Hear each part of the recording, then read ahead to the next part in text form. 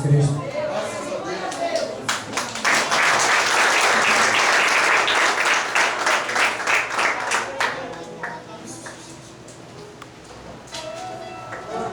Glória a Deus. Eu gostaria de saudar a amada igreja com a paz do Senhor. Amém.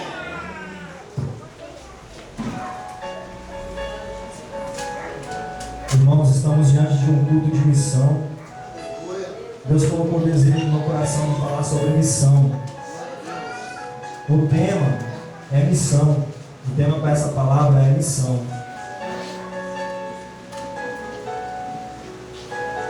Vamos abrir no livro do maior missionário da Bíblia.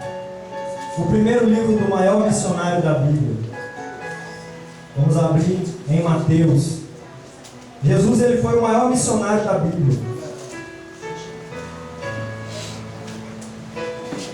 Eu tenho a dizer para vocês que a missão de Jesus, ela foi executada com excelência. E a missão de Jesus, ela está sendo executada até hoje. A missão de Jesus, cabe a mim e a você dar continuidade nela. A missão de Jesus só vai acabar quando Jesus voltar e arrebatar a sua igreja. Mas através dessa missão nós tivemos a oportunidade de ser reconhecidos como filho de Deus. Aleluia.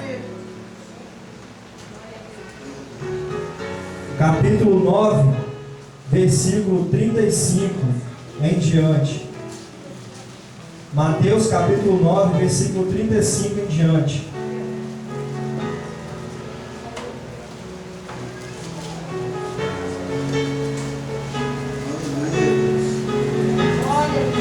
Todos acharam? Amém? Quem não tiver com a Bíblia aí, compartilha com o irmão. Divide o pão em nome de Jesus. Eu vou estar lendo para estar ganhando tempo, irmãos. Os irmãos acompanhem. Mateus capítulo 9, versículo 35. O subtítulo está dizendo: a seara e os ceifeiros. Versículo 35 está dizendo: e percorria Jesus todas as cidades e aldeias, ensinando nas sinagogas deles, pregando o evangelho do reino e curando todas as enfermidades e moléstias entre o povo. E, vendo as multidões, teve grande compaixão delas, porque andavam desgarrados e errantes, como ovelhas que não têm pastor. Então disse aos seus discípulos: a seara é realmente grande, mas pouco os ceifeiros. Rogai, pois, ao Senhor da seara, que mande ceifeiros para a sua seara. Só até aqui, amém? Podemos assentar. Irmão, ao analisar o último versículo, rogai, pois, ao Senhor da seara, que mande ceifeiros, que mande trabalhadores, a gente vai entender que tem um por trás, não é verdade? Para a gente poder entender qual é a missão de Jesus, a gente tem que entender qual é o desejo daquele que o enviou, não é verdade? Aquele que o enviou foi Deus. E para entender qual é o desejo de Deus para com o ser humano, a gente vai ter que analisar lá o comecinho da Bíblia em Gênesis. Em Gênesis 1, versículo 4, após Deus criar a luz, vai estar dizendo a Bíblia: e viu Deus que era boa. E após a cada criação, a Bíblia vai citar: viu Deus que era bom. A cada coisa que Deus fazia, a Bíblia vai citar: e viu Deus que era bom. Os répteis, os animais, as plantas, a luz, como eu disse, a terra, a água, e viu Deus que era bom. Mas faltava algo ainda para estar completo. Gênesis 1, versículo 31. Após Deus criar o ser humano, o homem, vamos ver que a Bíblia vai dizer diferente. A Bíblia vai citar e vai dizer: e viu Deus tudo quanto tinha feito. Ou seja, agora Deus completou a sua obra. Após criar o homem, Deus completou a sua obra. Viu Deus tudo quanto tinha feito, e eis que era muito bom. Ou seja, é diferente. Quando ele acaba de criar o homem, Deus vai ver que é muito bom. Primeira epístola de João, irmãos, vai estar dizendo que nós amamos Deus porque Deus nos amou primeiro. Ou seja, Deus, ele já amou o ser humano desde o primeiro dia a qual foi criado. A obra foi completa quando acabou de criar o ser humano. E ali, após criar o ser humano, existia vida eterna para o ser humano, como todos nós já sabemos. Eu não quero ficar aqui agarrado nesse fato. Todos conhecem a palavra. Existia vida eterna, mas o pecado fez com que o homem pecar, o homem, ele acarretou para si a morte, ou seja, ele viveria eternamente. Mas após comer da fruta a qual não era designado para comer, ele vai pagar com a morte. E assim somos até nos dias de hoje. Nascemos já com essa mente que vamos morrer um dia. Mas Deus levantou o seu Filho unigênito, com uma missão para vir a essa terra, para restituir aquilo que foi se perdido, para ter de volta esse contato do ser humano com Deus, esse contato de falar face a face com Deus, essa oportunidade de poder viver eternamente novamente um dia. Jesus veio para isso. Em Lucas 19, versículo 10, Jesus vai falar para que ele veio. E a Bíblia vai citar e vai dizer que Jesus veio buscar e salvar o que se havia se perdido. Ou seja, se a gente for analisar aqui, eu já aprendo algo. Para mim poder salvar é necessário buscar. Jesus vai dizer: eu vim buscar e salvar o que se havia perdido. E a missão de Jesus, ela continua até hoje. É necessário buscar para mim poder conquistar a salvação. É necessário eu buscar para depois eu levar a palavra e salvar almas. Mas tem que buscar primeiro. E a gente vamos ver analisando a palavra em Mateus 5, versículo 3. Jesus ele vai começar a exortar os seus discípulos e a ensiná-los. Mas antes disso, Jesus vai chamar os seus discípulos. Jesus vai chegar até os discípulos e vai dizer: largue as redes. Eles eram pescadores. E sigam-me, que farei de ti pescadores de almas. E imediatamente eles irão largar e irão seguir a Jesus. A palavra discípulo, irmão, pesquisando eu, tem o significado aluno. Ou seja, Jesus chamou eles para ser aluno. E se eles eram alunos, era para aprender algo. Porque Jesus sabia que ele ia voltar para o céu. Mas era necessário ter pessoas aqui para dar continuidade. Era necessário ele passar esse evangelho para os seus discípulos, para depois eles dar continuidade. E o fato mais importante dessa missão que Jesus tinha, irmãos, e que eu olho e analiso, e que não foi fácil, foi saber como eram os discípulos, porque Jesus, ele olha por dentro, ele já conhece o coração, e Jesus sabia que aquele coração era cascudo, era um coração de pedra, mas com simples palavras, tinha que mudar aquele coração daqueles discípulos. Era tão arrogante, que nós vamos ver, a palavra vai citar e vai dizer que dois dos discípulos chamaram Jesus, e conversando com Jesus, queria melhor posição no céu, queria estar em lugares melhores no céu. Olha a arrogância, olha a falta de humildade com os outros 10 discípulos, querendo ser melhor do que os outros. E Jesus, tomando uma criança, vai dizer para eles: verdadeiramente eu te digo, se não fordes como esta criança, jamais entrará no reino dos céus. Se não fordes humildes como uma criança, jamais entrará no reino dos céus. E quando Jesus, também ali no banquete, na primeira ceia, Jesus vai dar uma lição de moral para eles, não só para eles, mas para nós até hoje, temos que aprender com isso. Jesus vai lavar os pés dos discípulos um por um, e após lavar os pés dos discípulos, Jesus vai dizer: tu me chamas de mestre e de Senhor, bem disseste. Ou seja, Jesus estava dizendo: vós me chamas de mestre e de Senhor, vós está dizendo certo, porque eu sou mestre, eu sou o Senhor, mas eu como mestre, eu como Senhor, estou lavando os pés dos discípulos. Nós também devemos lavar os pés uns dos outros.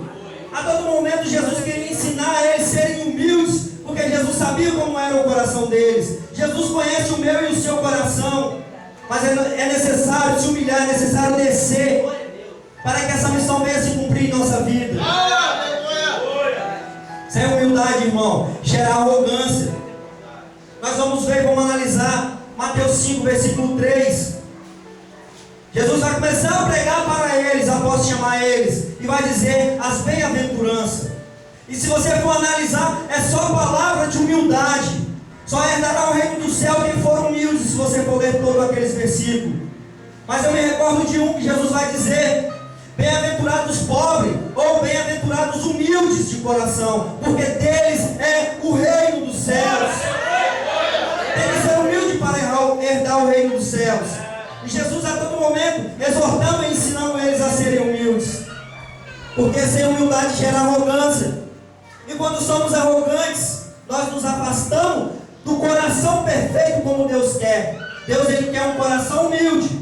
Mas se temos um coração arrogante, não agrada a Deus. Sabe por quê, irmãos? Porque o coração arrogante, ele não quer buscar. O coração arrogante, ele não busca. Porque ele acha que ele é o dono da verdade. Ele não busca.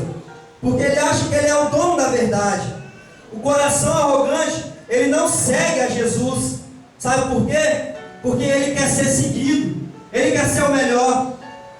O coração arrogante, sem humildade, ele não serve aos seus irmãos como deveria servir, e nem a Jesus. Sabe por quê? Porque ele se acha. Ele quer ser servido.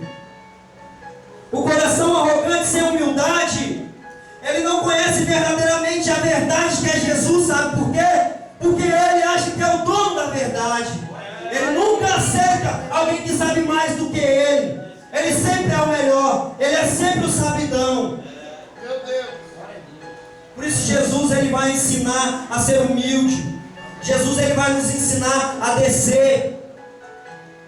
Hoje na escola bíblica dominical nós aprendemos algo aqui, irmãos. Jacó tem o significado do seu nome de trapaceiro, não é verdade? E Jacó, ele trapaceou seu irmão Esaú, porque a bênção era de Esaú. Está certo que Esaú, ele não queria a bênção, ele não dava muita importância, não tinha conhecimento, trocou a sua bênção com seu irmão por um prato de lentilha, está certo. Mas o seu irmão Jacó sabia que aquela bênção era muito mais valiosa do que um prato de lentilha, e aproveitou e trocou. E no dia que seu pai Isaac já estava envelhecido, com as vistas já apagadas, ou cego, como a Bíblia diz, chegou o momento de abençoar o seu filho primogênito, que era Esaú. E o Jacó, ele vai se vestir como Esaú, e vai aproveitar que seu pai estava cego, e vai tomar a bênção do seu irmão. A falta de humildade causa isso em nossas vidas, irmãos. A falta de humildade nos leva a isso em nossas vidas. Mas só que Jacó pagou um alto preço, porque após isso seu pai morreu e ele teve que fugir da face do seu irmão, porque o seu irmão descobriu e viu que era muito valioso aquela bênção e disse: eu vou matar meu irmão Jacó. E agora Jacó vai fugir e vai ir para a casa do seu tio Labão. E ali tudo que ele fez com seu irmão, toda a trapaceiragem que ele fez, ele vai sofrer do mesmo jeito, porque Deus é justo, irmãos. E ali ele vai ser enganado pelo seu tio Labão, 7 anos trabalhando em troca da mão da sua esposa. E no dia do casamento, Labão casa ele com a esposa errada, com a filha mais velha. E ele vai trabalhar mais 7 anos por aquela outra mulher que ele desejava, para poder se casar. A Bíblia vai dizer que Jacó trabalhou 10 anos, e a Bíblia vai dizer que Labão trocou o salário de Jacó 10 vezes. Ou seja, uma vida de trapaceiragem, sem honestidade, porque ele carretou aquilo para a sua própria vida. E uma certa vez um anjo de Deus vai dizer: Jacó, saia daqui e volte para a sua terra. Agora imagino eu, Jacó, ouvindo a palavra de Deus e tendo que ir de encontro a seu irmão, a qual queria matá-lo após anos e anos. Uma vida desgraçada, uma vida sem honestidade. Agora vejo eu, Jacó, indo. Mas a Bíblia vai nos dizer, irmãos, vai nos mostrar que Deus, ele é misericordioso. Graças a Deus por isso, porque se não fosse a misericórdia de Deus, eu não estaria aqui pregando não, irmãos. Se não fosse a misericórdia de Deus, nós não estaríamos aqui. Mas ele é misericordioso para com nossas vidas. Devemos que agradecer essa misericórdia de Deus. E diante do vale de Jaboque, Jacó vai mandar todos os seus gados, seus parentes, suas mulheres, seus filhos, seus servos, atravessar ali o vale. E ele vai ficar sozinho. E a Bíblia vai dizer que ali ele vai começar a implorar a Deus para o perdoá-lo, implorar a Deus para poder abençoá-lo. Ou seja, ele estava clamando: Senhor, eu não estou aguentando mais essa vida de façanha, essa vida de fugir, essa vida, Senhor, eu não aguento mais de desonestidade. Perdoa-me, Senhor, muda a minha vida, Senhor. Talvez é assim com a sua vida hoje. Talvez você está se enquadrando nesse quadro a qual eu estou dizendo hoje aqui sobre Jacó. mas é necessário você reconhecer o que você tem feito, pedir perdão a Deus, a misericórdia de Deus te alcançar. E a Bíblia vai dizer que Jacó lutou com um anjo. E ali ele lutou com um anjo. E ele pedia para que o anjo o abençoasse. Irmãos, após esse acontecimento, a Bíblia vai dizer que Jacó lutou com Deus. Ou seja, como que Deus vai lutar com um homem? Deus, ele não precisa nem estalar o dedo. Deus, ele não precisa nem pensar. Se Deus quiser, ele faria Jacó virar cinzas com um simples balançar de uma mão. Mas o que Deus queria era ver a força de vontade de Jacó em mudança. Deus queria que Jacó mudasse. Por isso Deus estava ali, até no limite com Jacó, lutando, mas querendo que Jacó se arrependesse verdadeiramente para abençoar Jacó. Também é assim na sua vida, irmãos. É necessário você mudar verdadeiramente para que a bênção de Deus chegue até você, para que a bênção de Deus alcance até as suas vidas. E o anjo vai dizer a Jacó: como te chamas? Ele vai dizer Jacó. E ali ele vai ter o nome mudado para Israel. E o anjo vai partir e vai o abençoá-lo. Ou seja, teve que descer para receber a bênção. Teve que se humilhar para receber a bênção. Temos que descer, temos que se humilhar para a misericórdia de Deus nos alcançar. Irmãos, a missão de Jesus, ela continua. Ela está viva até hoje. A mesma missão que Jesus veio, salvou o povo e está salvando os discípulos. Continuaram a pregoar, chegou até aqui, eu estou pregando, amanhã vai ser outro, e assim sucessivamente, até Jesus voltar.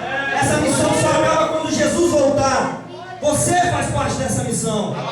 Jesus, ele te chama para uma missão. Talvez você diga: ah, mas minha missão não é igual à missão de Paulo. Ah, eu quero uma missão de pregar aos quatro cantos da terra, converter milhões de almas.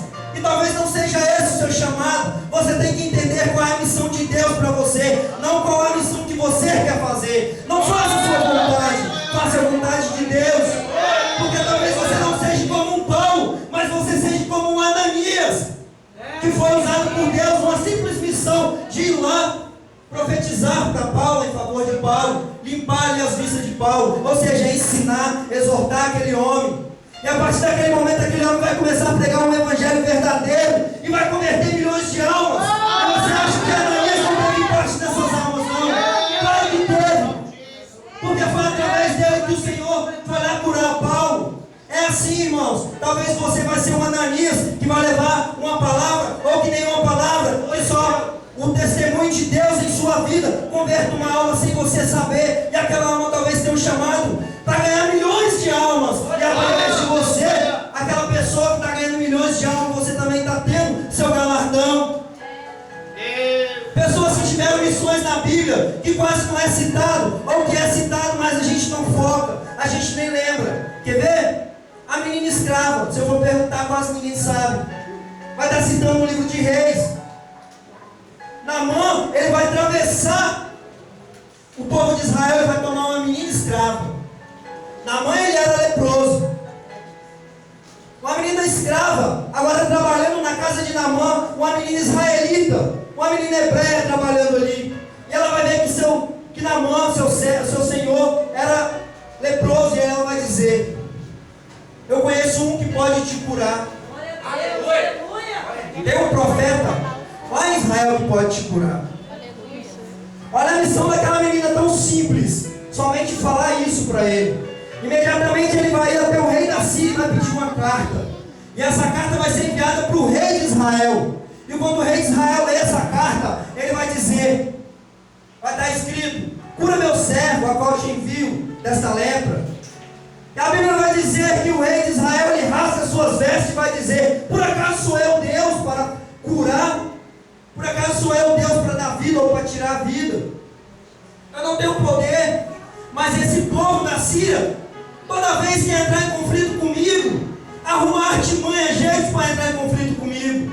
Ele estava aqui agora se argumentando por ter acontecido aquilo, porque talvez ele não reconhecia Deus, ou não reconhecia o poder de Deus sobre aquele povo. Mas um servo chamado Eliseu vai descobrir isso, vai ficar sabendo e vai dizer: manda vir até a mim, Naamã, porque ele saberá que existe profeta em Israel, que existe profeta de Deus em Israel. Ou seja, através de uma menina, o nome de Deus foi exaltado ali dentro do povo de Israel, porque Naamã foi curado da lepra. E a Bíblia vai dizer que Naamã agora vai reconhecer Deus como o único Deus. Ou seja, o povo lá da Síria, olha onde chegou isso, reconhecendo que só o Senhor é Deus. Irmãos, não importa qual é a sua missão, faça. Descubra qual é a missão de Deus na sua vida, faça. Se é para pregar, pregue. Se é para louvar, louve. Se é para botar água no púlpito, bote. Se é para limpar a igreja, limpe. Faça o que Deus mandou, irmãos. Porque através do que você está fazendo, almas vai se converter. Tenha certeza disso. 3 passos, irmãos, para fazer parte dessa missão. Jesus nos ensina isso. Para fazer parte dessa missão é necessário 3 passos. Jesus ele vai pegar os mandamentos ou as leis, vai, vamos dizer, simplificar. Amarás a Deus acima de todas as coisas e o próximo como a ti mesmo. Mas, quando eu vou ler Mateus 11, no versículo 28, Jesus vai dizer: vinde a mim todos. Ou seja, para você se enquadrar nessa missão, é necessário você vir até Jesus. Se você não se achegar até Jesus, você não vai poder ser um missionário, você não vai poder estar incluído nessa missão. Aleluia. Depois Jesus vai dizer, quando Jesus, irmãos, esse aqui agora, quando Jesus diz: vinde a mim, todos, é necessário largar tudo, sabia? Talvez Jesus está te chamando hoje, seu coração está ardendo, mas tem alguma coisinha que está te impedindo. Talvez tem algo que está te impedindo, talvez, não sei, um batom, um brinco, ou uma bermuda, ou um baseado, ou qualquer coisa, não sei. Mas Jesus, ele está te chamando: vinde a mim. Eu não sei o que é, mas quando Jesus disse para Pedro, largue as redes, imediatamente a Bíblia vai dizer que ele jogou as redes para lá e secou Jesus. O impedimento era a rede, ele largou na hora. A Bíblia vai dizer que os filhos de Zebedeu deixaram até seu pai para seguir a Jesus. Jesus vai mais além, vai dizer: aquele que largar pai, irmão, mãe, filho ou filhas, por causa de mim, terá vida eterna, e receberá 100 vezes mais. Se tem algo te impedindo de você largar, você vai receber 100 vezes mais e ainda terá vida eterna. É necessário largar o impedimento para se enquadrar na palavra de Deus. Jesus vai dizer para os discípulos: ficai-vos em Jerusalém. A partir do momento que você vem até Jesus, é necessário você ficar em Jerusalém. Porque quando Jesus exortava aqueles discípulos, ou seja, a palavra discípulo, ela quer significa aluno. Temos que aprender primeiro. Temos que ir até Jesus e ser alunos. Temos que ir até Jesus e aprender. Quando Jesus vai dizer as bem-aventuranças em todo o seu evangelho, é de ensinamento. Ali ele estava ensinando os seus discípulos.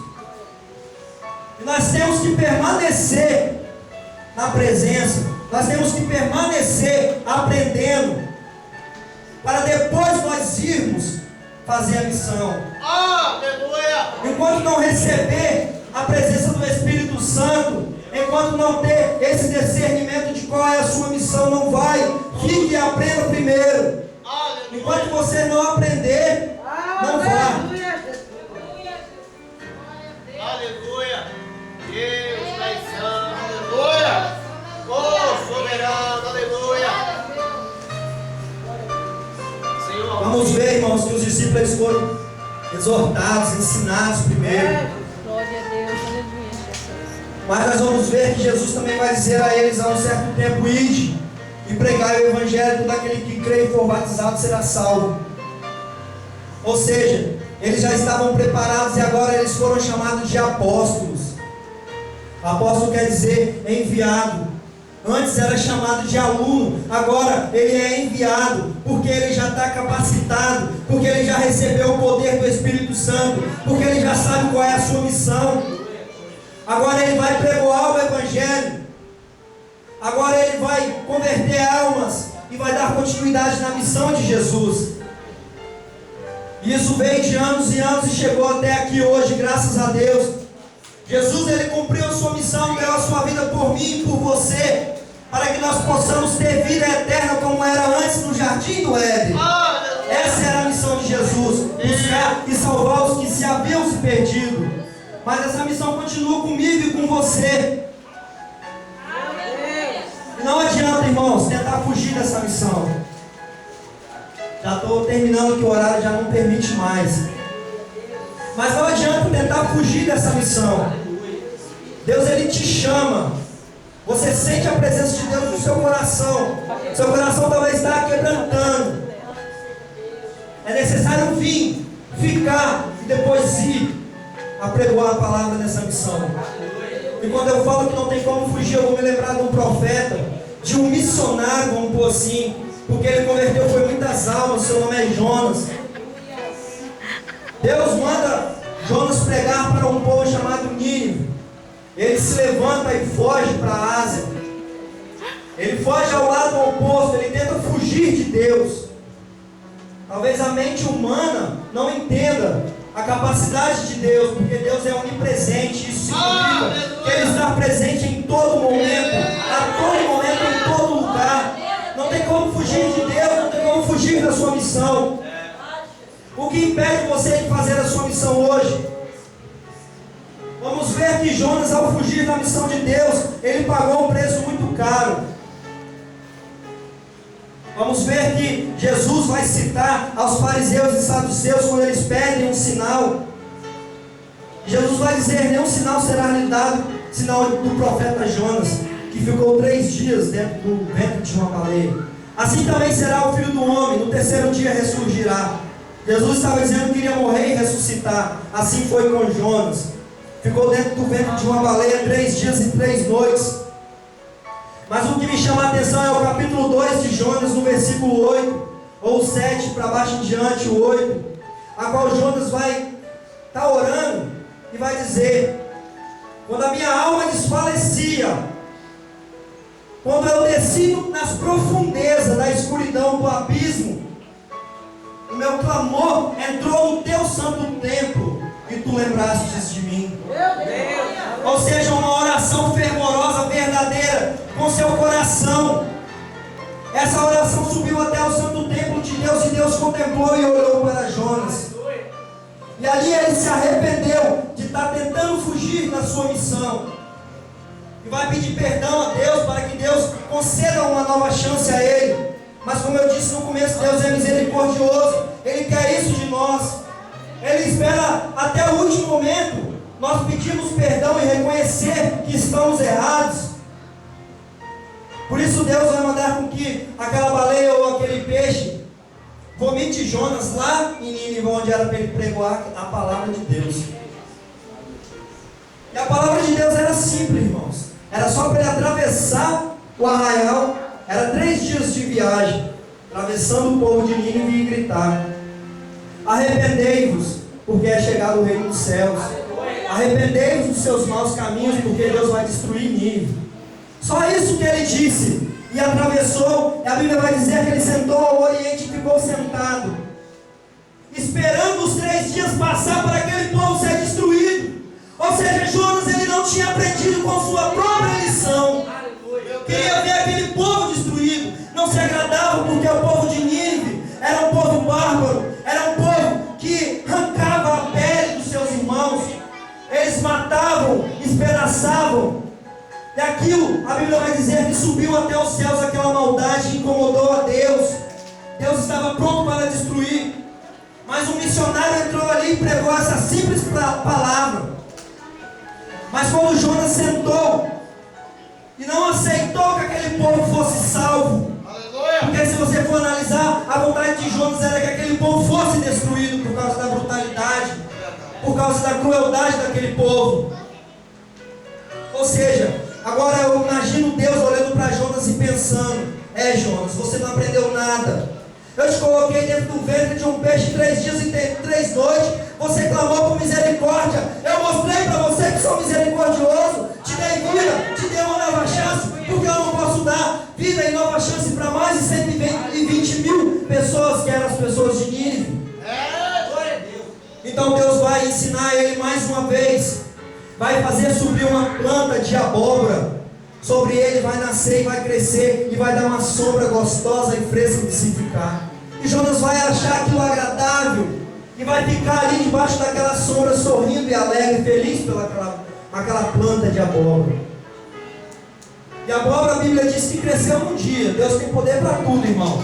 Num dia cresceu, mas no outro dia Deus matou e murchou. E agora Jonas vai clamar de novo, com raiva, e vai dizer: Senhor, tira a minha vida, porque já não estou aguentando mais.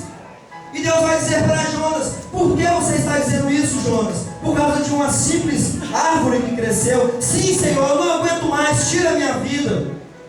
E Deus vai dizer: você não moveu um dedo para que ela crescesse. Ela cresceu num dia e no outro dia eu a matei. Meu Deus. Mas você está tendo misericórdia dessa planta, Jonas. Ai, porque eu não posso ter misericórdia do povo de Nínive. Deus é misericordioso, irmãos. Ele quer que você reconheça o seu erro, para que a misericórdia dele te alcance, e para que você possa fazer parte dessa missão.